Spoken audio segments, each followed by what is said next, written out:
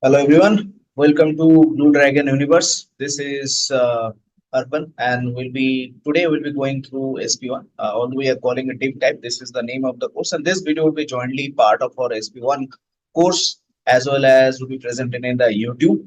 That is why you see this thumbnail, deep dive into SP1, or also called Trailblazing SP1. SP1 is a subject that is very close to me. In fact, much closer to SP2, and we'll see the reason why. So today, or 2nd of June, we are going to launch this course. So last time we had a discussion with a few of my marketing partners, and they believe that actual student would love discount. Although I don't believe in that, I believe people should value quality, but not what price people are selling the course. But that's how it is, and you have to kind of go with the market, right? So right now it will be launched at a discounted price, and all of those would be like how the course structure would be. If you have purchased SP2 from us, by the way, we have very good feedback from the on the SP2 side.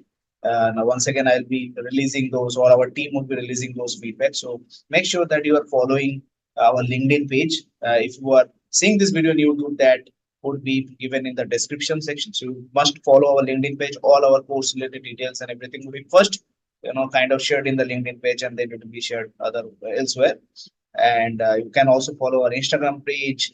That is also given in the description if you are seeing this video on YouTube. Right now, we do not have any WhatsApp community, and you do not see the WhatsApp community link from this video. So just do not click into any other WhatsApp community, right?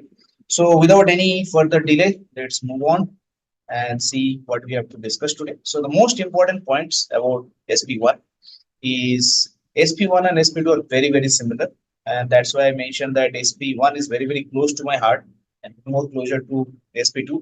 I think there are 18 chapters in SP2 that is similar in SP1, and the fun fact is in SP1 it is written much better, way better written. So I studied SP2 first, and then I went to SP1, and I felt that I should have done SP1 first. And if you have studied SP2, I see many people doing SP5, which is already outdated because I have kind of seen the syllabus, and I am also a regular trader. Probably are following me in Blue Dragon Trading channel as well, right? And so all the knowledge that is given in SP5 and SP6 to an extent as well is quite outdated in the finance world or investment world. So I see many people doing SP2 and SP5, and probably they don't know that how similar SP1 and SP2 is. So in chapter wise also, like 18 chapters being similar, it's a lot of kind of leverage that you can have as compared to SP5. And also in your work, there would be life insurance are usually kind of clubbed with health insurance product. Health insurance are clubbed with life insurance products. So there also your work ex would also go for a strong strength, move from strength to strength if you are doing SP1 along with SP2. So moving on, SP1 is much more well written and difficult, right? Why it is difficult? Why SP1 is more difficult? That is related to the decrements, and we'll see that in this video. So if you are pumped about doing SP1, so I think this is also something that will be more challenging about SP1 as compared to SP2. And that's the fun, right? If you, as an actuary, if you are doing easy job where you are not using your brain, then there is no fun. And who would pay you as an actuary if you are not doing challenging job? So that's why SP1 would give you that ability to demand higher package. And that's why I believe you should always club SP2 and SP1 and not SP2 and any other paper. Yeah, you can do any other paper if you want to do it at later point of time, maybe for some degree or certification. But otherwise, SP1 and SP2 is a perfect combo. It's like Ram and Sita of insurance. You should always do this. Most life products have health product as riders, like I mentioned, and life actually softwares can model health product as well. And this is a very important point. It's also very important part of our course as SP1, and we'll see that in as we proceed. Right? What is most important, or what is important in health insurance? Like overall, we have seen what is important, but then what is important in health insurance, and that is terms and conditions, right? So in what cause a disability, and what is the definition of disability? For some people, maybe disability might be not being able to get up from the chair, but for the insurer, maybe if you cannot maybe walk, That is the definition of disability, right? If you can get up from the chair with some help and then can you can walk, then that might not be a disability for insurer, right? So there is a term we'll use called ADL, or activities of daily living. So there will be a term like that, and there will be some definition about that. So terms and condition is very very important. Otherwise, there will be legal cases against the insurer, and you have to explicitly define what diseases you are covering, what disabilities you are covering. If you are not clear, then there can be legal cases, and then you might have to pay huge amount of claims. In India, the legal system is not that strong, and in India also very few health insurance products are popular. But in outside world where the legal system are very very strong, there are plethora of cases based on this terms and conditions. That and they used to like in US companies used to keep some legal reserve, right? Something which would cause liability, right? And if you have seen Shark Tank in US, you would have seen the many of the kind of apps and gadgets are kind of built like measuring your heart rate, predicting what disease you can have, and blood flow, etc. And you see that many of the sharks will kind of not go ahead with the investment because of the liability, right? It can cause tremendous liability. So terms and conditions are far, far more important in health insurance as compared to life insurance or any other insurance. Because if there is a slight difference in the interpretability of the term, right? What causes a heart attack? There might be some enzymes and some, maybe some pressure related statistics that you have to follow. So if your statistics is not written clearly and it is diagnosed as a heart attack by a doctor, then it can cause trouble for you, because for you it is not a claim, but for someone else it is a claim, and then you have to pay that claim. Right. So terms and condition is very very important in health insurance. Moving on, underwriting, because you have terms and condition important, so you have to do underwriting very very thoroughly so that you can filter out pre-existing disease, right? And it is very easy to determine a person who is dying, but it is very difficult to determine person who is in bad health. That person might not look in bad health at all, and there are so many examples of movie stars and film stars who are dying because of whatever, some abuse of drugs or something, but they look in perfect shape. In fact, they have six-pack abs. So it's very difficult to determine outwardly how a person is not good, not not kind of sick, right? So underwriting is very very important. Also, it kind of relates back to the terms and condition, and also information lies only with the policyholders. There is higher chance of anti-selection. So the moment I mention this word anti-selection, there is only one way to counter it, and that's underwriting. If you have purchased my SP2 course, you already know about this, right? So that's why underwriting is very, very important, more important than it is in life insurance. Also, insurer can uses different terminology that we'll see with maybe in different chapters. Deferred period, like this is the period in which although you have purchased the policy, but you will not be given any claim. So that is to counter this sort of anti-selection and pre-existing diseases, right? Something called waiting period, excess. The insurers only pay something above a certain amount, right? Exclusion clause.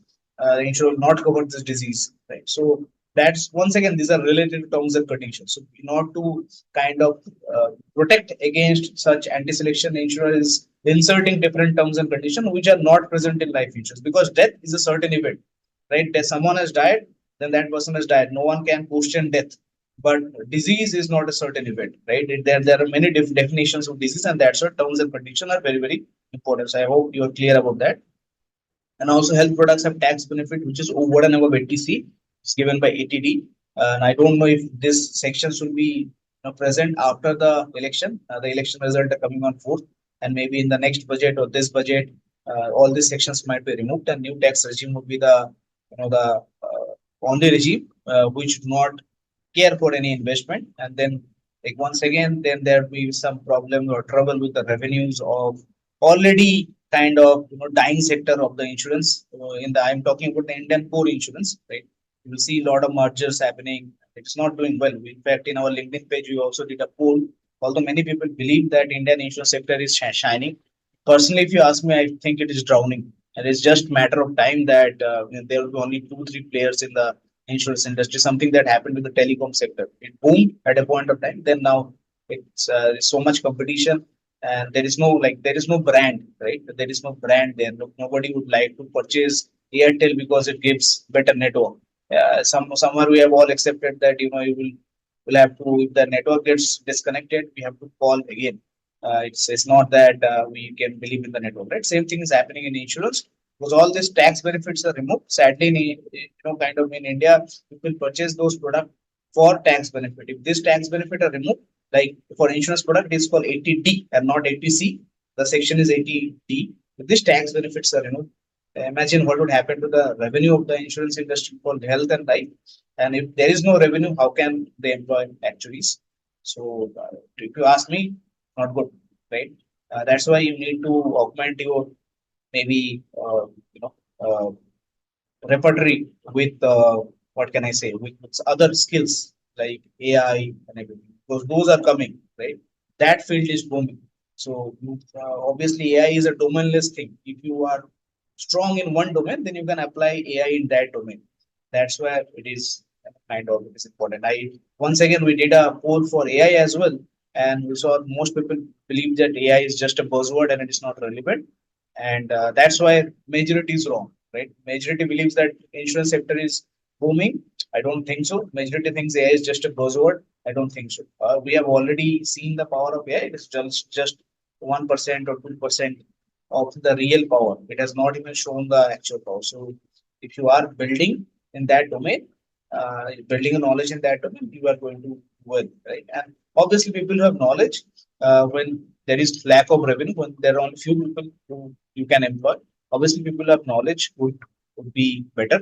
People who are just passing papers, the one we call paper actuaries, would get filtered out automatically, right? So these days are also coming. Be prepared for that. You have been warned. Moving on, decrements of health policy. So, like life insurance, there is also this decrement. So if you die, you move out of the books of the company. So, death is a decrement. Obviously, we can relate to this easily if you have studied life insurance. No lapse, obviously, if your policy lapses, if you fail to pay premium or maybe somewhere you withdraw your policy, then that is also there. So, these are kind of relatable with the life insurance, but there is something else here, right? So that is for recovery. You got disabled, something happened to you, got disabled, then you recovered, right? And your terms and condition is such that the company would not pay you anything else, right? So then also you move out of the books, right? So this is a new kind of decrements, and then policy will remain in force even if the contingent event is triggered. This is where it is difficult and different from life insurance. What it means is, in life insurance, when death happens, the policy goes out of the books. Some payment happen, right? You release your reserve and you pay the claim. Something happens, right? I already made a video on what happens when a life insurance, a life policy holder dies. So you can search my YouTube channel for that, and it's an important video. And uh, but in this case, suppose a disability happened, the policy is still in force, right? The policy is not going off the books, which is what make health insurance policy more difficult, right? So in life insurance, when the contingent event happens, the policy goes out of the books. But in health insurance, when the life contingent event happens, the policy is still in force, right? You still have to care for that policy, still have to keep reserve for that policy, right? And how you keep the reserve is where the definition of reserving in health insurance is different, and that is where it is difficult, right? So I've been introduced to the fact that how health policies are difficult. So there are four primary products of health insurance. This is called income protection, that is kind of cash, and benefit is cash based. Like by when we mean what we mean by cash based will be just made clear when we see a couple of more products. So here some amount of benefit we given to kind of counter for your income that is lost, and you might have some disability because of which, or some sickness which is not allowing you to work, and because of that will be given some cash benefit, right? So, or some sort of annuity sort of thing, right? So that's the income protection. So some income that you have lost, a portion of it will be given to you, right? If you have purchased this income protection product. Then there is for critical illness, which is again cash based. Here you'll be paid something which is lump sum. And this is the term of health insurance, the term product of health insurance. Every point that is applicable to term product is applicable to critical illness. Lower reserve, smaller premium. This is the second most popular health insurance product. right? All over the world and also in India. So these are the products that sell kind of the second most. We see what is the first one. And then there is LTC, which is cash or indemnity, based. And this is the combination of pension and annuity. LTC is given for old age people, one who are for some reason they cannot kind of take care of themselves. Like my mom is not in good health. She has difficulty in working these days, and she can't even go to washroom on her own. So we have help in the house, and that's it's costly process, right? Especially in a country like US or UK where there is a minimum wage, it's very costly, and that's where this insurance would be helpful. In India, this sort of product does not sell because the service is very cheap in India, but in US, or UK, especially in US, this is a big market, and in UK also, there's kind of strong sort of market, and this is where you understand the difference between the benefit types. So cash benefit means that you are paying in cash, you are replacing an income, but you are not replacing the entire part of that income, right? Or the entire financial damage that is caused because of that. Our indemnity means you are replacing the entire financial damage. So in this case, you will be you might the insurer as an insurer you might pay the entire the cost for the care. Like the person might have to move to a maybe a old age home where a nurse is taking care of that entire cost of that operation till the person is alive have to be taken care of by the insurer, which is, as I mentioned, this is not sold in India, but in US this is a common feature and a common thing, right? So many people purchase this product in US. And finally, moving on, PMI or Mediclaim. These are purely indemnity based product. I have not written that, but these are purely indemnity products, which means that whenever like you go to a doctor, there might be some terms and conditions. Once in a terms and condition will be important, and for a particular maybe disease or for a particular whatever treatment you are appearing for, there is you have to you first pay it and then you will get reimbursed by the company, right? And there might be some excess that will be applied. Usually in India, there will be some expense applied. Like you have to pay the first 200 rupees, and the remaining amount would be kind of paid by the insurer, right?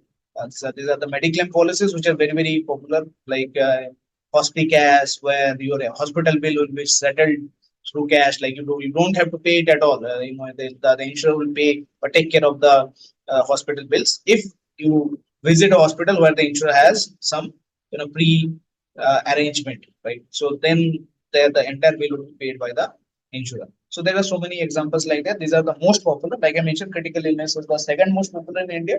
These are the most popular, right? So that's how it is. And I think these are the main types of product.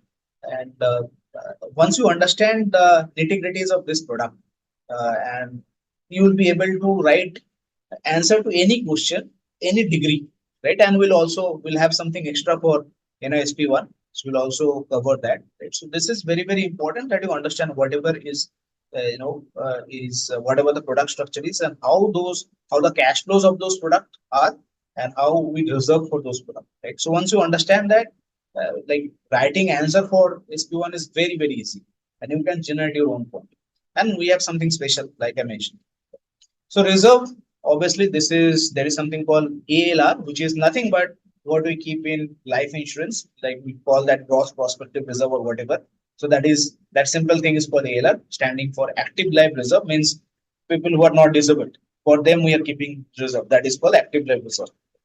Then there is something called IBNR, which we already know, incurred but not reported. Claims some event has happened, but we have not reported. So we are also keeping IBNR. Then the specialty of health insurance, which is DLR, like disabled life reserve. This means that person who has disabled, you have to keep some reserve based on the disability. Now you do not know what type of disability that person has incurred, right? But then after you know about the disability, you have to keep reserve. And there are different techniques of determining DLR, which is the new part of SP1, which makes it more difficult and also more challenging and also more interesting as compared to SP1.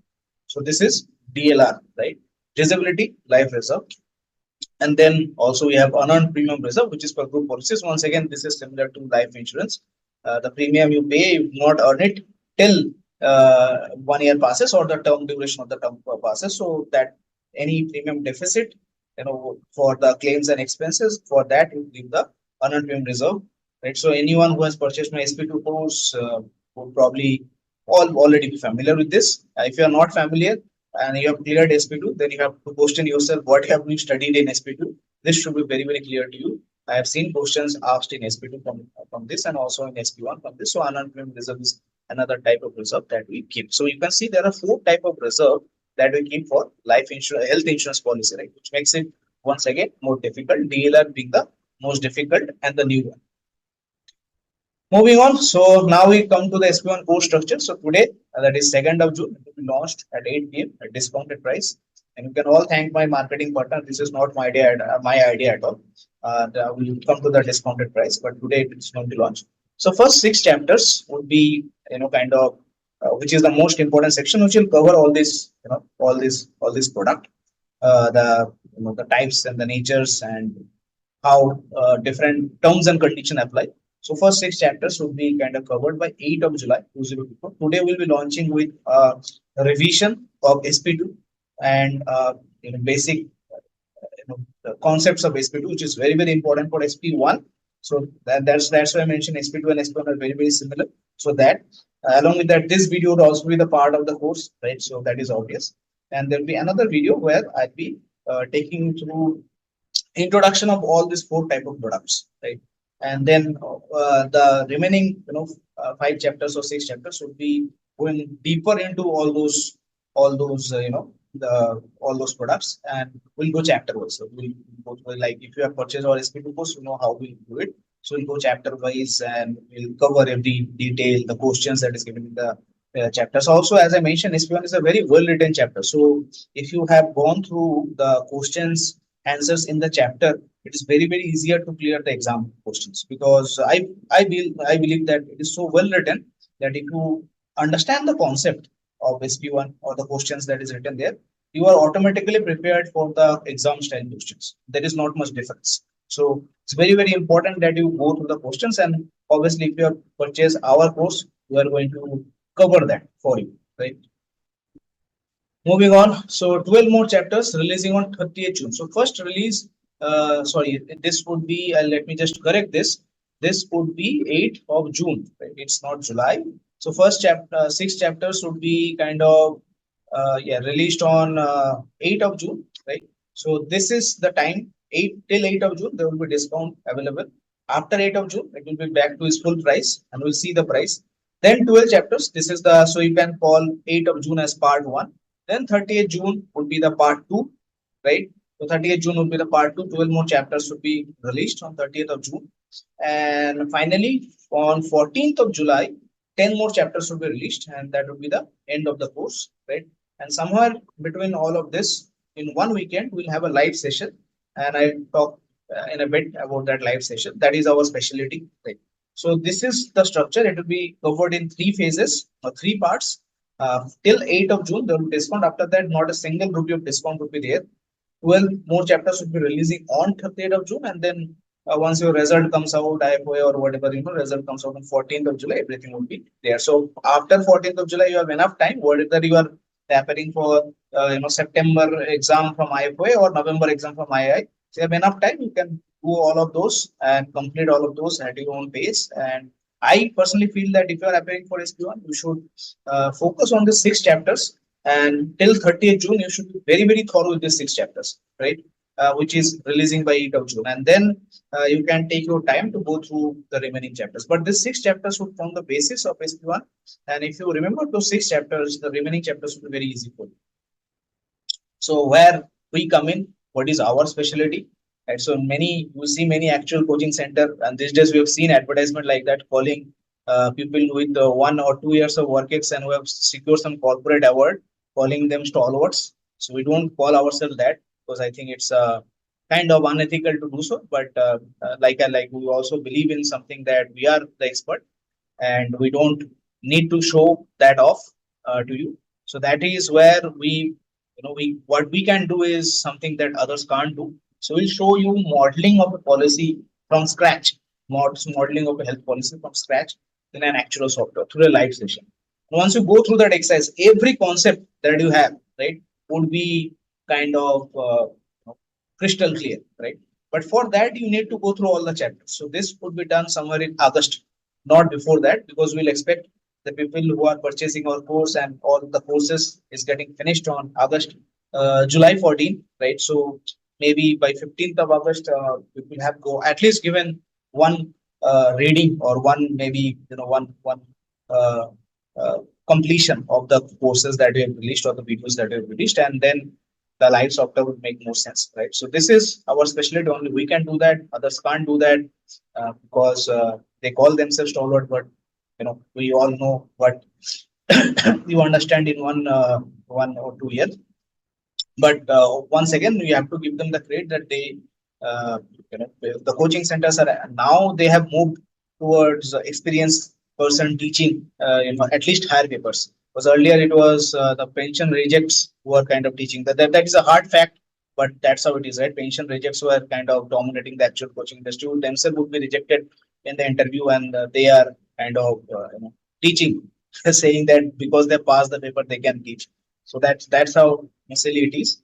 All this knowledge are kind of outdated until unless you can apply that in real life. And if you understand those concepts, any question you can answer because that's what you are doing in real life as well, right? So we'll take you a modeling of a policy, right, of a from scratch in actual software. After that exercise, as I mentioned, you don't need to memorize any point. I've seen people, especially females, have a tendency to memorize point, but you need to generate those points on your own. That's how only you can do well in kind of your work, right? And as I mentioned, with the lack of revenue, the time that is coming, that will be very important. Your papers would not help you anymore. So it's up to you to believe what is going to happen and what is not going to happen, right? So our discounted price would be 11,000. That would be the price that will be applicable till 8th of June, right? 8th of June, that will be the discounted price after and plus the GST because we are a private limited company.